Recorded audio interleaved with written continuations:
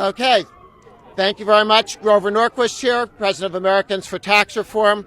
We're the group that works to keep taxes low at the federal and the state level and organizes the Taxpayer Protection Pledge. The state of the economy is not good. We saw from the NBC poll today that only 5% of Americans think they're keeping up with inflation. The answer from both the president and the Democrats in Congress is further higher taxes and to empower the IRS to be more aggressive in going after taxpayers. We have some leading members of Congress to talk to us today about their approach towards the IRS and taxes.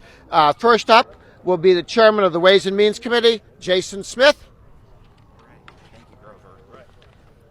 Thank you, Grover. And I want to thank my colleagues for being here. Tax Day is one day of the year that every American dreads. It's when taxpayers see how much of their hard-earned money goes to the government. But this year, Tax Day has taken on a whole new meaning for working families because of the threat they're facing from President Biden's supercharged IRS and all of his proposed tax increases. If President Biden gets his way, we will see an increase of $4.7 trillion worth of tax increases, $1.8 trillion directly on small businesses. At the same time, the IRS is asking taxpayers to fork over another $43.2 billion to the IRS on top of the $80 billion they received just 8 months ago. That money isn't for going after billionaires and big corporations.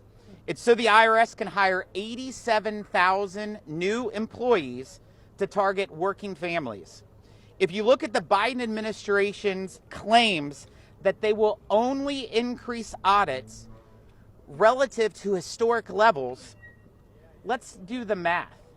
That means there will be more than 1 million new audits, and 650,000 plus of those new audits will be on people who make less than $75,000 a year. But it gets even worse. Starting next year, if you sell a couch, concert tickets, or pay your neighbor's kid to mow your lawn with Venmo or PayPal, guess what? Those transactions, they'll be reported to the IRS. This policy puts a target on the backs of nearly every taxpayer in America. Let me tell you, the IRS doesn't need another raise. It needs a reckoning.